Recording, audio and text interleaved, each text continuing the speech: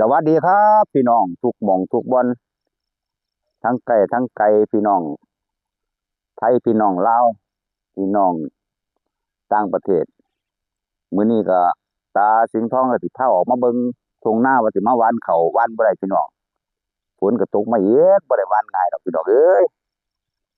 ที่บ่ได้หว่านง่ายดอกพุ่นน่ะกำหนดเดือนกรกฎาคมพุ่นล่ะคือสิ้นเดือนนี้ก็ยังพอสิได้หว่าน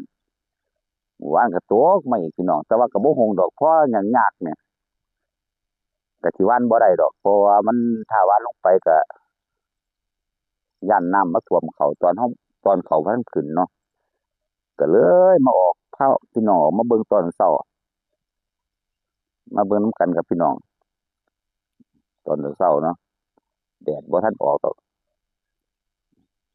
แต่เว้นก็บ่กำลังสิขึ้นโพเพเบิ่งเสียงบ้านนอกบ้านนาเป็นจั่งซี้ล่ะพี่น้องเอ้ยมาเบิ่งดินก็บ่ทันแห้งพอดินสิแห้งฝนก็ตกมาอีกพี่น้องจักสิเฮ็ดจั่งใดเนาะ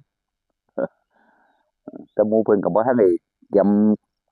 ไถหุดไถหยังแล้วดอกอืมก็สิพร้อมๆกันพุ่นล่ะเดือนกรกฎาคมพุ่นล่ะเพราะว่าช่วงนี้พายุก็เข้า เบิ่งพยากรณ์ก็ว่าพายุเข้าเนาะก็เลยรอเบิ่ง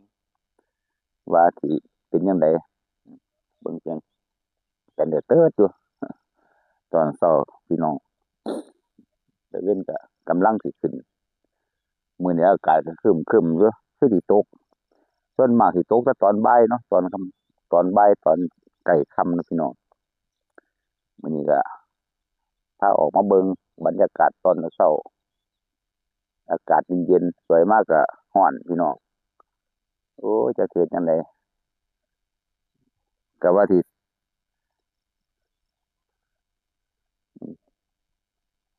บรรยากาศตอนเช้าก็เย็นดีอยู่มาเบิ่งตอนเช้าพี่น้องว่าสิเป็นจั่งใดเอาขอบคุณพี่น้องทุกหม้องทุกบอนที่เข้ามาให้เป็นกำลังใจกับช่องตาสิงห์ทองทำเกษตรทาง YouTube เนาะก็บ่ทันได้ค่อยได้เฮ็ดปานใดพี่น้องเอ้ยยากอืมยากโพดพวกชาวไร่ชาวนาเป็นจั่งซี้ล่ะตอนเช้ามาก็บ่ได้เฮ็ดอิหยัง